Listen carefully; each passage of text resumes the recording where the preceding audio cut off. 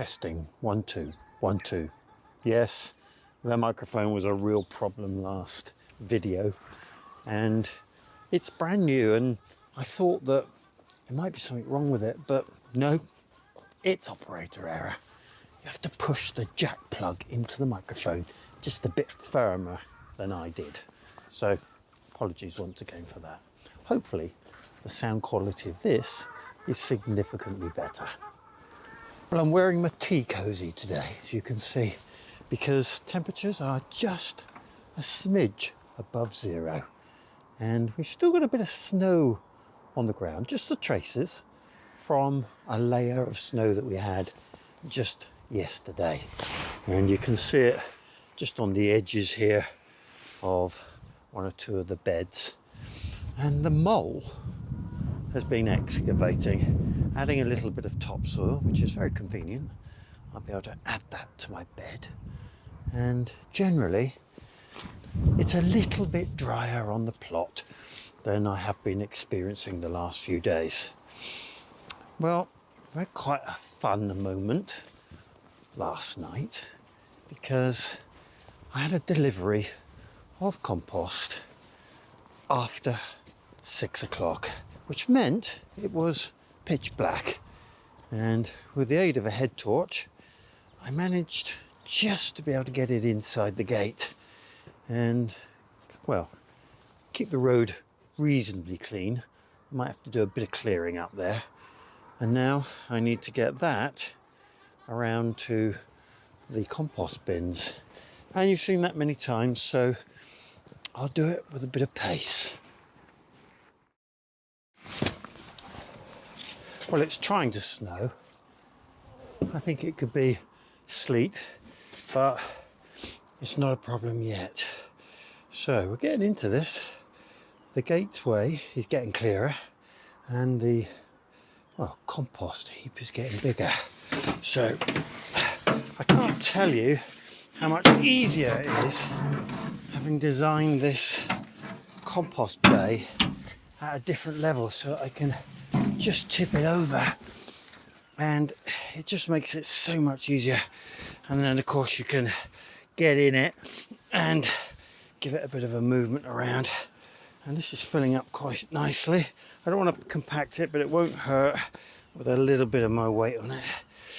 Right, about another 4, I think.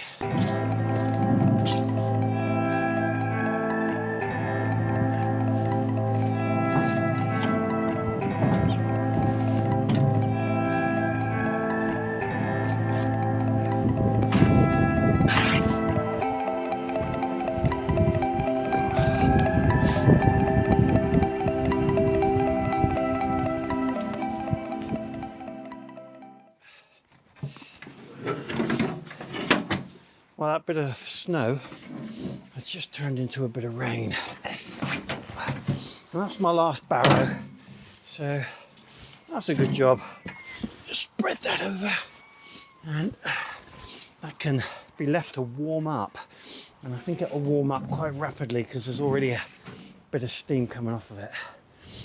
As I've been working this morning, I've had a couple of wrens that have been on the plot, which has been lovely to see. But there's also some unusual early signs of spring. I'll show you. So as I was walking around the plot, I noticed a few things that were a bit unexpected. One of them is back here, which is some very early strawberry flowers, which is really quite unusual. I mean, it is well protected under this privet, but I didn't expect to see them that early. And the other thing which is quite staggering is marigolds actually budding and flowering in Mrs. K's flower bed. And that really is a very healthy looking plant. And to see flowers coming out at this time of year, most unusual. And of course we've got daffodils that are starting to shoot now, and they'll be pretty in a few months' time. And then Mrs. K said to me she saw a newt in the pond yesterday, and well, I haven't seen it, but she says it's quite a size. And I don't know whether it would be pregnant at this time, but that's something I will go and look up, because very interesting. And it'd be great to see newts back in the wildlife pond again this year. Well, I'm going to continue recycling my compost this year, and I've got a few potatoes left, and I'm going to just save every bit of compost that I can, as usual. And I think this year it's going to be totally peat free, and I hope to have created quite a bit of my own compost, and I'll regenerate anything I can that's in these potatoes. So I've got about 6 tubs of potatoes left, and these are the Charlotte potatoes, which are still absolutely perfect even at this time of year. So I'm going to get a few of those out for a few meals and just get this back into my compost bin and start to feed it ready for potatoes this year.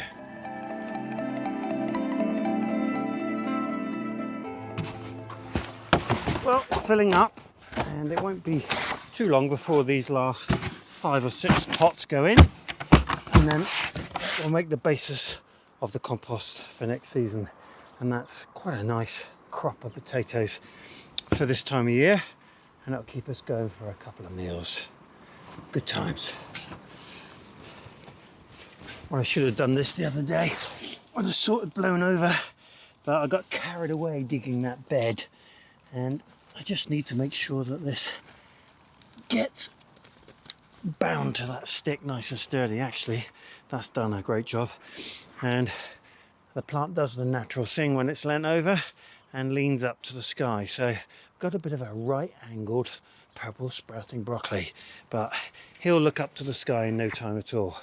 And this one has got a beautiful coloration in it. I'll show you. Now, I've grown purple sprouting broccoli for a few years, but I've never seen one quite that ruby colour. Absolutely fantastic. Looking forward to eating those. And these are starting to branch out and make little groups of broccoli, which hopefully we'll be harvesting in no time. And that one too is looking particularly edible. This broccoli also has gone over, and it's quite a strong stem on this, so I need to make sure that it's held up well, and hopefully it won't blow down again, although this one has managed to do this a couple of times, and I think it's just because it's a particularly strong stem.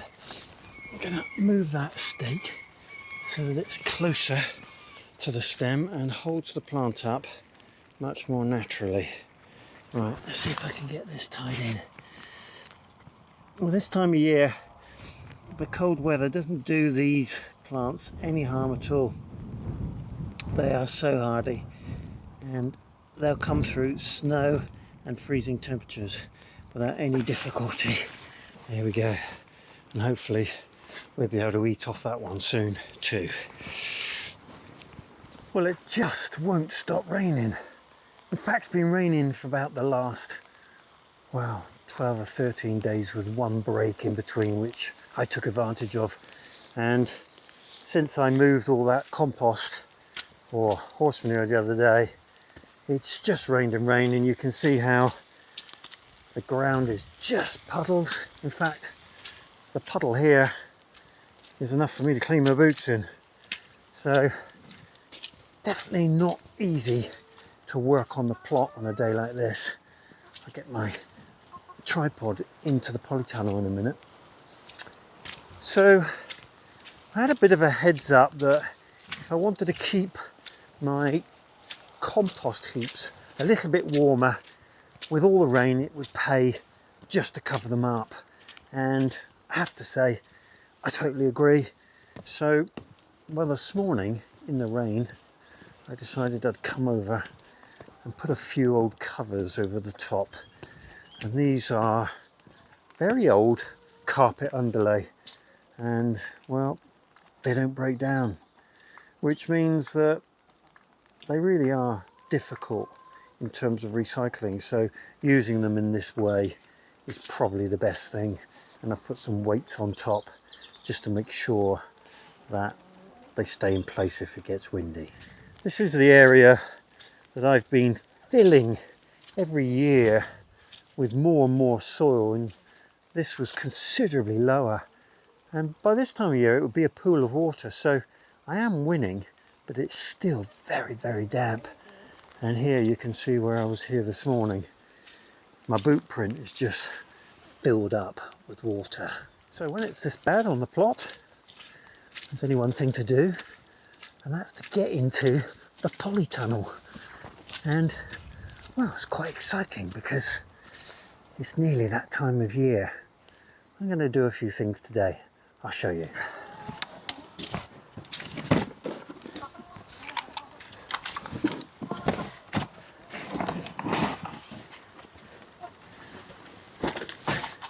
So yes, inside the Polytunnel is where we are keeping our silky hens, who really can't cope with the wet weather, and it's a temporary measure, and it won't be long before I'm thinking about putting them back, but we need to get through the worst of the weather first. And the Polytunnel is, well, relatively sorted, but a bit of a mess. I've been drying capillary mats. I notice there's quite a thick layer of dust which is generated by the chickens, and I've got various plants that we've been wintering over, and of course we've got the peppers that I'm trying to winter over. We'll see how they do, but I need to get here now. If I'm going to start work, I'm going to need to clear this, and I'll probably just step into this area, which is a sandpit effectively for the chickens. They do love to get in there and dust bath, but I can stand in there whilst I utilize the bench. So I'm going to spend some time just getting a little bit organized and tidied up, and then I'm on to something quite exciting.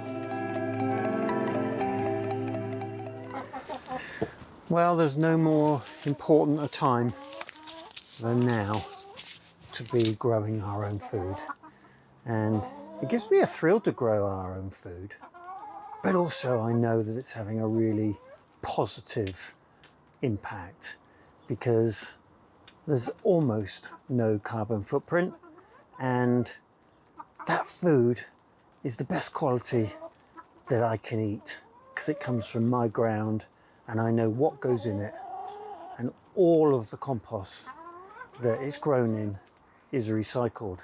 So it gives me a really good feeling. And today is the start of a new season, and I'm going to start growing my onions. Now, I've had a checkered history of growing onions, but I've got to say, even with white rot last year, we've still got a good supply of onions stored in the garage at home, and they're going to last us for a fair old while yet. So I have to say it was successful, and I'm going to grow the very same onions that I grew last year, the best of which was definitely Globo, which is a large mild onion but is really good at storing. And I'm going to grow Bedfordshire Champion, which again stored really well. Don't want to drop the seeds. And Ailsa Craig, which is a sizable onion. If you're going to grow onions and you get lots of small ones, it can be quite a lot of effort. Well, Ailsa Craig is a really good size onion. And then the Shallot Zebrun, which gets surprisingly large and is particularly tasty. So 4 onions that I'm going to sow today. So this year I'm going to try my own seed sowing compost, which I made from my own compost, which is derived mainly from horse manure and straw, and I added to it some natural soil which came courtesy of the moles. So I'm going to show you what that looks like, because I've had it stored in a bin outside for, well, probably a month or so, and I suspect that there might be a little bit of weed growth from that soil that I added, but that's fine because that enables me to identify it and pull it out. Let's go and have a look. So I put it right next to the polytunnel because I thought that would be convenient, and it is. Let's have a look in. So there you can see there's a few sort of grass seed growth. Well, I think that looks a little bit like bird seed that's germinated. So we'll pull those few out that I can see. And there's also a bit of a flush of a smaller weed growth on top of here. And again, we can get rid of that. But generally, this soil is in really good condition. It's quite moist. I won't need to water it. So I'll just be picking out the bits that I don't want, and that's what I'm going to sow my onions into. Right, let's get a bucket full of that. Well, there's a little bit of perlite that I put in this as well, just to give it a bit of drainage. And these little seedlings that have grown, which are weeds, and they're just going to die off in this process because this will damage them sufficiently enough, and I'll probably get another flush, but I'm not too anxious about that. I just need to be able to identify onions from weeds, and I think I can manage that. Okay, so I'm going to sow into small trays because at this stage all I'm doing is germinating them and getting them to grow on slowly, and it's going to be very cold in here. It'll probably get down to -4 or more. So I'm going to look at ways of keeping as much warmth as I can, and I'll show you that in a moment.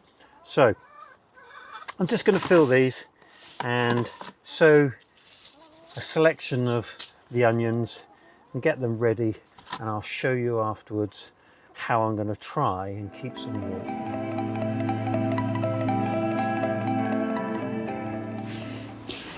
Come on, Sugar, out you go.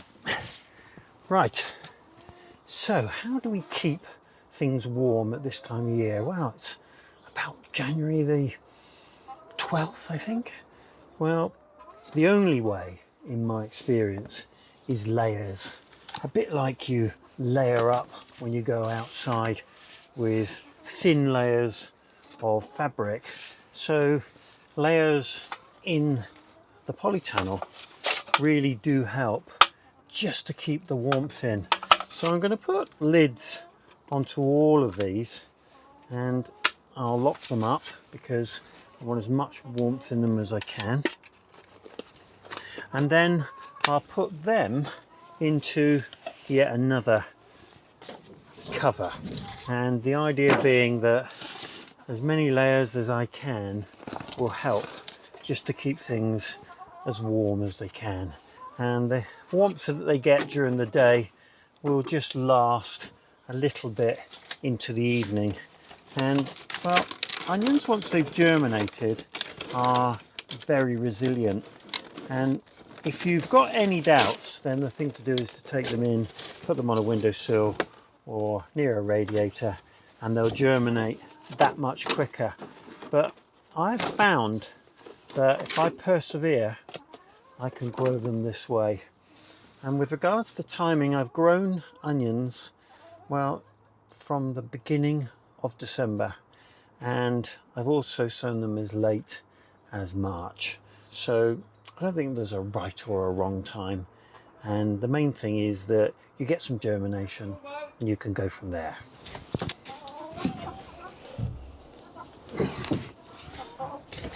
There we are, that's a third layer, and we'll see how we go.